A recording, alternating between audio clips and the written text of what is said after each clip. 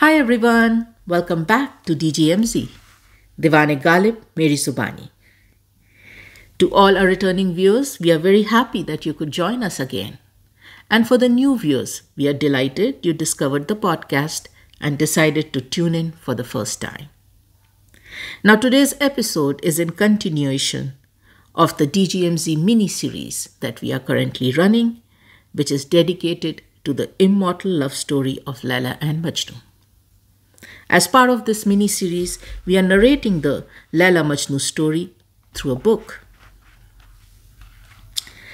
And today, we will start the narration from chapter 20 onwards.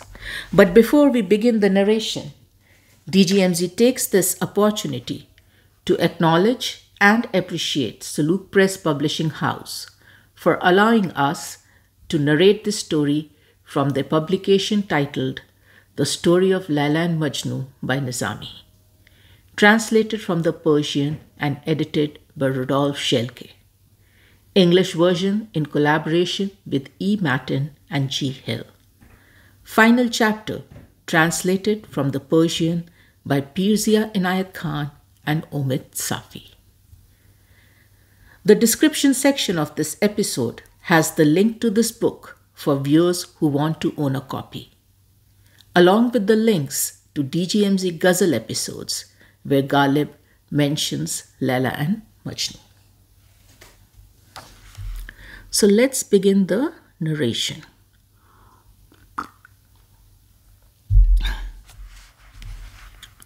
Start of narration. The Story of Layla and Majnun. Chapter 20. One day, with kettle drums beating, the steel wave of Nawfal's army appeared in front of the tents of Layla's tribe. Man close to man, spear next to spear, line after line, the whole plain was full of them as far as the eye could see. The horses' hoofbeats shook the earth, and the roar of the approaching host would have caused the heart of a dead man to tremble. Nevertheless, the brave defenders did not lose heart. They were still not willing to give way to force. Determined not to hand over Layla to the madman and his helpers, they preferred to die rather than live under such a shameful yoke. So, battle was renewed. This time, the clash between horses, men, and arms was even more terrifying than before. So wedged and locked in battle became friend and foe that none could dodge the other. Nor did thrust or stroke ever miss its victim. Blood poured in streams from wounds and weapons, as if it had to wash each grain of sand in the desert. And it looked as if red flowers were suddenly springing up from the arid soil. At last, the killing became too much. Even the most warlike hearts began to tire of inflicting pain, and the swords hesitated before they struck, as if ashamed of mowing down more and more heads. Nawfal, the great warrior, fought again in the front line, spitting fire and destruction like a dragon. He cut a man's life thread with every breath, and step by step smashed the rock-like enemy to pieces. What his club hit was certain to be crushed, even if it had been the mighty Elburz mountain. And whoever ventured within range of his sword had the book of his fate closed for all time. Even before night could cover this bloodthirsty drama, the day had granted the flame of victory to Nawfal's men. The enemy retreated. Layla's tribe was defeated. Many were killed, many wounded or near dead from exhaustion. As a sign of submission and mourning, the elders sprinkled earth on their heads and started, as soon as the weapons fell silent, on the bitter path to the victor's tent.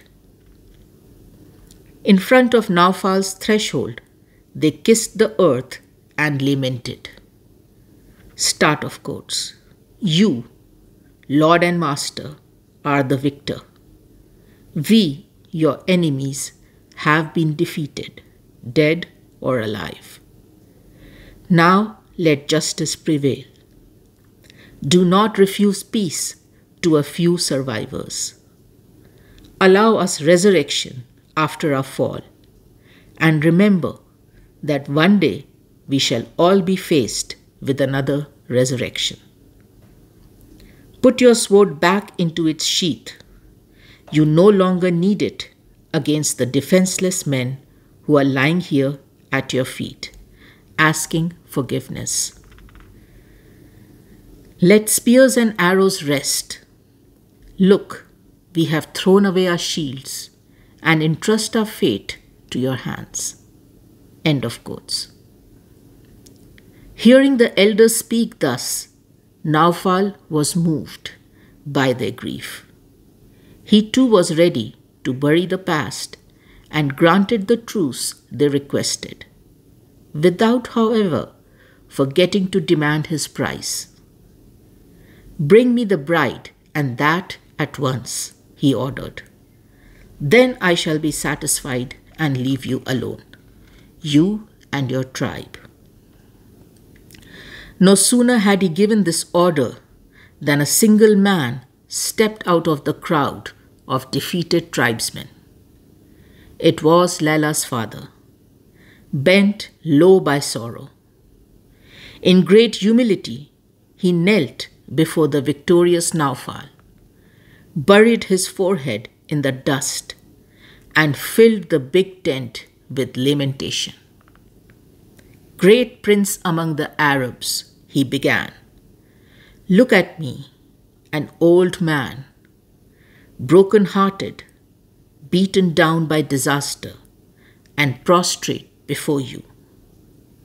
The Arabs are heaping blame and infamy upon me, as if I were a homeless stranger. And when I think of the streams of blood which have been shed for my sake, I wish I could become a drop of quicksilver and escape from such disgrace. It is now your task to pronounce judgment. If you leave me, my daughter, you can be certain of my gratitude. If you are determined to kill her, do. Cut her to pieces, burn her, drown her. I shall not rebel against your decision. One answer alone I will not accept. Never shall I give Layla to this demon, this Majnun, a madman who should be tied with iron bands, not with nuptial bonds. Who, after all, is he? A fool? A common muddlehead? A vagrant and homeless tramp who roams mountain and steeps? And what has he ever achieved? Shall I sit down with a vile versifier who has sullied my good name and his own? There is not one corner in the whole of Arabia where my daughter's name is not bandied about on everyone's lips, and I should give her to him who is the cause of all this? My name would be infamous forever.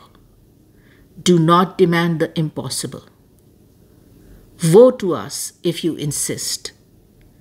I swear to God that I would rather cut off her head with my own hands and feed this moonlike bride to the dogs, to save my honor and to live in peace. Better that the dogs should devour her than this demon in human shape. Better they than he. For a moment, this daring speech and its terrible threat silenced Nawfal.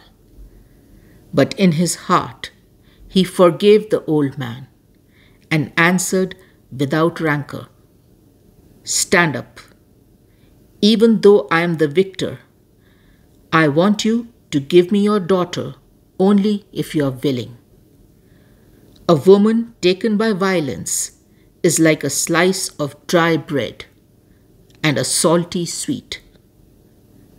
Thus he responded to Layla's father, and it soon became clear that his confidants who were present agreed with him. It was Majnun's own doing. Had he not, during the first battle, taken the side of the enemy and in his heart become a traitor to his friends? The horseman who had observed and then spoken to Majnun now turned to Nawfal and said, start of quotes, "The old man is right. This fool is full of impure lust. Rebellion dominates his mind, and he is in no way fit to marry. He is unstable and completely unreliable. Didn't we fight to the death for his sake? Yet he hoped that the enemy would win. Haven't we, on his behalf, offered our bodies as a target for their arrows? Meanwhile, he blessed these arrows behind our backs. Is that the way for a man in his senses to behave? He cries and laughs without rhyme or reason. Even if he should win his beloved, fate would not favor the union. He is full of faults, and you, Nawfal, will come to feel ashamed that you once helped him. Better to be content with the shame and honor we have already won and wash our hands of this affair." This turned the scale. What was Nawfal to do? Although defeated, Layla's father remained inexorable, and Nawfal's own men supported him. Nawfal could not even blame them. Did not doubt prey upon his own mind? Was there not truth in what Layla's father and Nawfal's men said?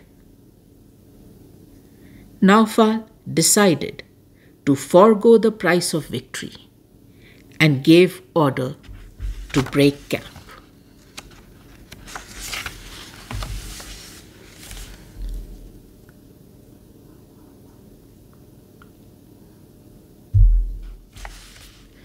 The story of Layla and Majnun, Chapter 21. They had not gone far before Majnun turned his horse towards Nawfal. His eyes streaming with tears, he boiled over with rage like a volcano. "Faithless friend," he shouted, "you let my hopes ripen into a radiant dusk, and now you push me into the daylight of despair. Why, tell me, did your hand drop its prey? What has happened to this arm, once ready to help me?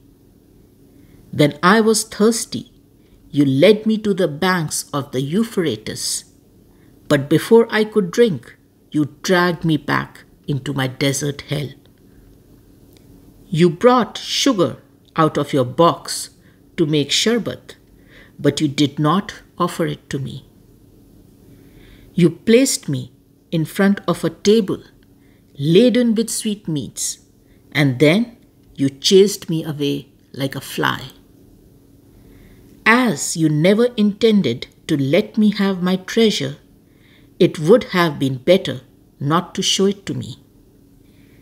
Majnun turned his horse without waiting for an answer and galloped into the pathless wilderness, away from Nawfal and his friends. He disappeared from their sight, like a cloud which consumes itself, like the rain of tears which fell from his eyes, leaving no trace in the sand. When Nawfal had returned to his hunting grounds and there was still no sign of Majnun, he went with a few men to look for him. He was devoted to his friend and anxious to comfort him. But in spite of long and strenuous efforts, they could find no trace of Majnun. It was as if his name had been erased from the book of life, and Nawfal began to fear that he had lost his friend forever.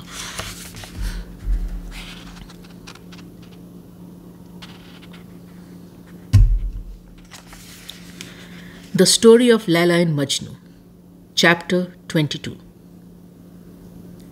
After he had left Nawfal, Majnun sped away on his horse like a bird without a nest, far into the desert, only the wind as his companion.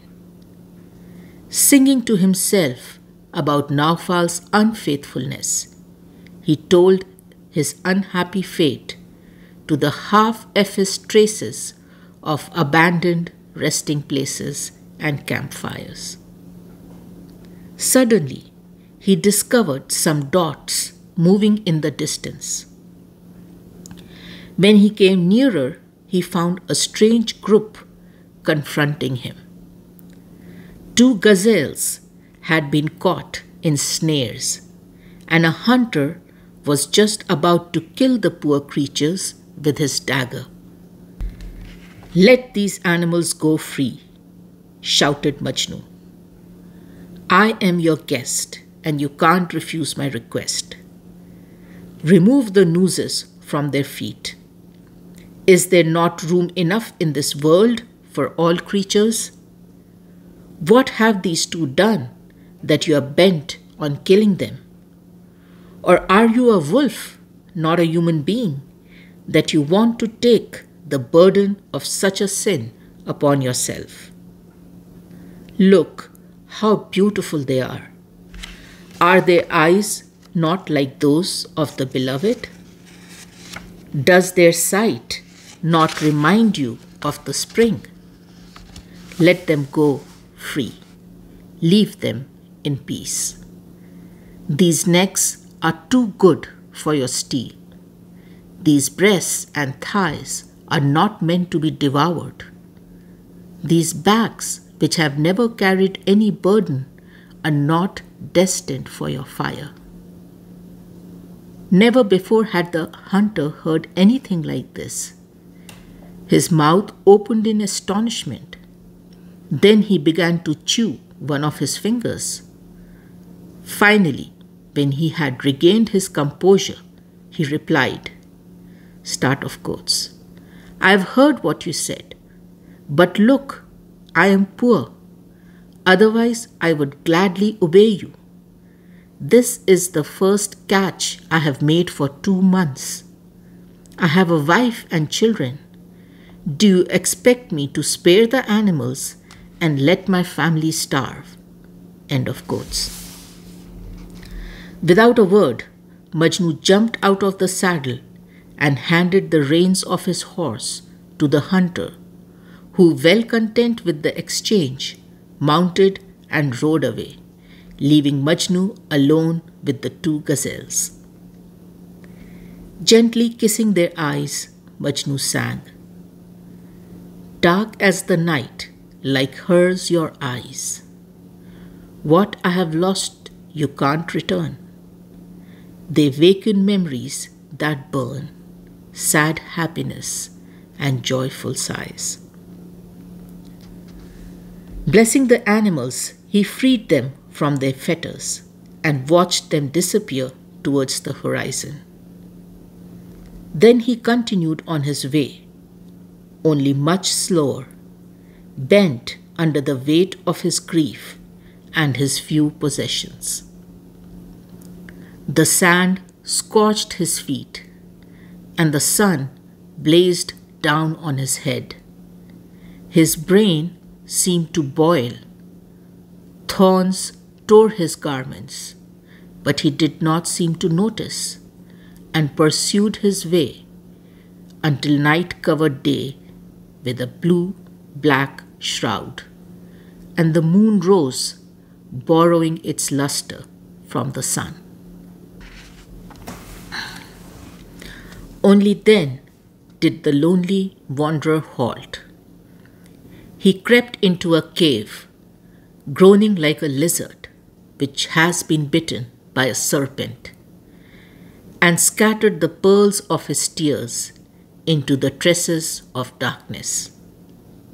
Sighing, he crouched under the rock and read page after page from the book of his life, whose leaves were as black as the hours of the night, which dwindled away without allowing him any sleep.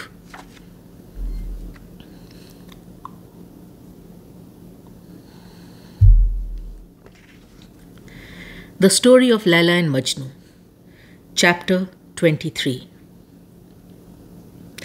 When the morning, lighting up the world, unfolded its banner, and the sun, rising in China, ascended in the sky, the nocturnal ghosts released Majnun's mind. Like smoke rising from the fire, he emerged from his hiding place and continued on his way, composing poems and singing them aloud to himself. Towards evening, he came upon another hunter who had caught a stag in his snares and was about to kill it. Majnun ran quickly towards him and shouted, his voice as sharp as the spike of a bloodletter, "You hyena of a tyrant, torturer of the weak and the defenseless, release this poor creature at once so that it may still enjoy its life for a short while. How will the hind feel tonight without her companion? What would she say if she could talk with a human tongue? She would exclaim, 'May he who has done this to us suffer as we do. May he never see another happy day.' Would you like that? Do you not fear the distress of those who suffer? Imagine yourself as the stag as the hunter, and you as his victim." "It is not important to kill the stag," replied the trapper. "What matters to me is to sustain my own life. I have caught the animal, but if you wish, I am willing to sell it to you." Majnun had no treasure, but he was still carrying a few things which Nawfal had given him. He laid them at the feet of the hunter, who was well satisfied with the bargain. Loading them onto his shoulders, he said farewell and left the stag with Majnun. When he had gone, Majnun approached the animal as gently as a father his child. Stroking and caressing it, he said, "Like myself, are you not also separated from your beloved? Quick-footed runner of the steeps, dweller of the mountains, how vividly you remind me of her. Go, hurry, search for her, your mate. Rest in her shadow, there is your place. And if, in your wanderings, you should pass Layla's tent, perhaps even encounter her, give her this message from me. I am yours, however distant you may be. Your sorrow when you grieve brings grief to me. There blows no wind, but wafts your scent to me. There sings no bird, but calls your name to me. Each memory that has left its trace with me lingers forever as if part of me. Tell her that, my friend. With these words, Majnun removed the noose from the legs of the stag and set it free, while high above, the caravan of the night went on its way. And in the eastern sky, the moon emerged from the darkness. Foaming like the waters of the Nile, the Milky Way seemed to flow across the celestial Egypt, while Majnun, left alone, looked up to the sky like a bird with clipped wings, erect like a candle which stands upright as it burns away. End of narration. So that was chapter 20, 21, 22 and 23. Let's do some brief impressions for these chapters. So chapter 20, Nawfal's victory. It's an interesting chapter where we see Nawfal relaunch battle to win over Layla for Majnun. And Nizami once again details the second war in equal exquisite detail as he did the first war. So this is what he writes. So battle was renewed. This time the clash between horses, men and arms was even more terrifying than before. Blood poured in streams from wounds and weapons, as if it had to wash each grain of sand in the desert. And it looked as if red flowers were suddenly springing up from the arid soil. So, like I said in the previous episode, describing the war in a very poetic manner, in a very lyrical manner. And then Nizami in this chapter captures something unique, something we don't usually get to read when we are reading about war per se. He details how the two fighting armies go through this realization that the war has taken enough from them and that the pain and loss was enough for them to stop the war. I found that very interesting. So this is what Nizami writes. At last, the killing became too much. Even the most warlike hearts began to tire of inflicting pain, and the swords hesitated before they struck, as if ashamed of mowing down more and more heads. So, very, like I said, a very rare experience, at least for me, when reading about wars, to find this detail. And then in chapter 20, Nawfal, of course, wins the battle and is now strongly in a position to claim what he had requested before this entire war/battle began, Layla for Majnun. So there comes a time when he makes this demand, and of course not only Layla's father but the entire tribe at Layla's end is in no position to refuse. And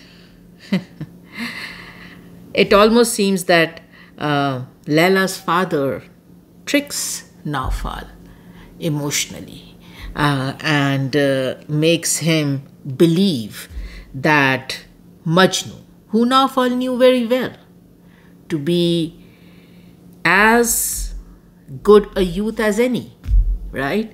He was Nawfal's best friend. It almost seems that Layla's father tricks Nawfal in believing Majnun to be something he was not. And it is heartbreaking to see the words that Layla's father uses for Majnun. Layla's father portrays Majnun as a demon, a madman, a fool, a common muddlehead, vagrant, homeless tramp, vile versifier, demon in human shape. And then after calling Majnun all this, he finally says the worst of the things he could say about Majnun, and he says that he would rather kill Layla with his own hands and feed her to the dogs than marry her to Majnun. And then Nawfal finally, after hearing Layla's father and his big monologue about how unfit Majnun is, cannot allow himself to use force, and is finally convinced by his soldiers to not claim Layla for Majnun as victory trophy of the battle. So the battle is won, but the reason for which the battle was done remains unfulfilled. Nawfal does not proceed to get Layla for Majnun because Layla's father, even though defeated, makes it very clear that Majnun cannot have Layla. Layla can die, Layla can be killed, but Majnun cannot have Layla. And then in chapter 21, we see Majnun and Nawfal part ways. Because for Majnun, in chapter 21, it is very difficult for Majnun to continue being a friend to Nawfal. He breaks his friendship with Nawfal, and he accuses of Nawfal of making many promises with no true intention of fulfilling even one of them. And Nizami uses these excellent similes, right, to that typical English phrase we use, dangling a carrot, right? That's what Majnun accuses Nawfal of doing, that you dangled a carrot in front of me, and when I was just about to reach for it and grab it and own it, you took it away. So see how Nizami details this. Nizami says, "You let my hopes ripen into a radiant dusk, and now you push me into the daylight of despair. When I was thirsty, you led me to the bank of Euphrates, but before I could drink, you dragged me back into my desert hell. You bought sugar out of your box to make sherbet, and then you chased me away like a fly."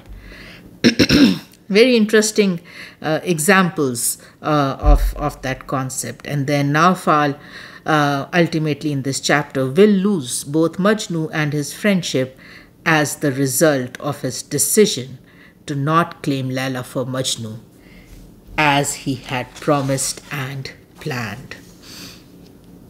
Now, chapter 22. It's a beautiful chapter where we see Majnun using his grief and loss that he just experienced after the battle to inspire him to give joy and bounty to others. So in chapter 22, Majnun pleads for and frees 2 trapped gazelles from a hunter's snare. And in his plea to the hunter, this is what Majnun says: "Look how beautiful they are. Are their eyes not like those of the beloved? Does their sight not remind you of the spring? Let them go free. Leave them in peace." And then, once he has freed the gazelles, Majnun kisses the eyes of the gazelles gently and sings this to them: "Dark as the night, like hers, your eyes. What I have lost, you can't return. They waken memories that burn, sad happiness and joyful sighs." two paradoxes of sad happiness and joyful sighs. Beautifully written verses. And then the last chapter, chapter 23, once again in chapter 23, we see Majnu pouring his grief and loss into an effort to bring joy and happiness and freedom to others. He again reproaches another hunter who had trapped a stag in his snare. And this is what he says to him. How will the hind feel tonight without her companion? What would she say if she could talk with a human tongue? She would exclaim, may he who has done this to us suffer as we do. May he never see another happy day. And of course, Majnu trades all what he has in terms of possessions for the stag with the hunter. And once the hunter leaves, we see Majnu talk to the stag gently. Nizami says, gently as a father would to his child. And this is what he says. Like myself, are you not also separated from your beloved? Quick-footed runner of the steeps, dweller of the mountains, how vividly you remind me of her. Go, hurry, search for her, your mate. Rest in her shadow, there is your place. And then Majnu gives this message for Layla to the stag. I am yours, however distant you may be. Your sorrow, when you grieve, brings grief to me. There blows no wind, but wafts your scent to me. There sings no bird, but calls your name to me. Each memory that has left its trace with me lingers forever as if part of me. And then Nizami ends this chapter with eloquent, beautiful lines. This is what he writes. Foaming like the waters of Nile, the Milky Way seemed to flow across the celestial Egypt, while Majnu, left alone, looked up to the sky like a bird with clipped wings, erect like a candle which stands upright as it burns away. Beautifully written and again beautifully translated by Rudolph Gelpke and all the other great people who contributed to make this available in English. So that brings us to the end of the impression. So we covered chapter 20, Nawfal's victory, chapter 21, end of a friendship, chapter 22, Majnu frees the Gazelles, and chapter 23, Majnu rescues the stag. In the next episode, we will pick up from chapter 24. I hope you enjoyed listening to the narration and the impressions. If you did, you can always show that to us by clicking like. If you know somebody who would enjoy this content, please feel free to share it through your social media, be it YouTube, WhatsApp, Instagram, Facebook. One share from you can mean a lot for the channel, and that is one way to show your support for the channel. To all our new viewers, as always, a strong recommendation for you to go through the episode titled Introduction to DGMZ, because that will give you a good insight into the motivation and inspiration behind this podcast. The homepage of the channel has multiple playlists. One is dedicated to this mini-series of Layla-e-Majnun. One is dedicated to all the Gazelles from diwan-e-ghalib. One is dedicated to this current Ghazal we are running and covering. Ye na thi hamari kismat. So go through all the playlists, explore them, and access the episode that interests you. Well, that's all I had for this episode. I'm sending a lot of love and light to all you dear viewers, and thanks for watching.